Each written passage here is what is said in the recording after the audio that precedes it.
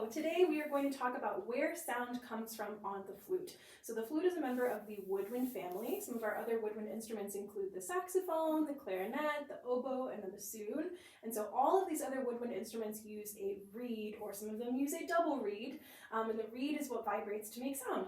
If we look at the flute head joint, we will notice that there is no place for a reed to go. So our reed, or our part that vibrates to make sound, is actually the back edge of the tone hole, so the part that's not on your face. So when we blow across the tone hole, that back strike edge vibrates, and part of the air goes into the flute and part of the air goes across the flute. So when the airstream splits across that strike edge, that is where our sound comes from. So this means several things. It means that this is why the flute takes so much air to play, because only part of the air actually goes into the instrument. A lot of it just goes across into the room.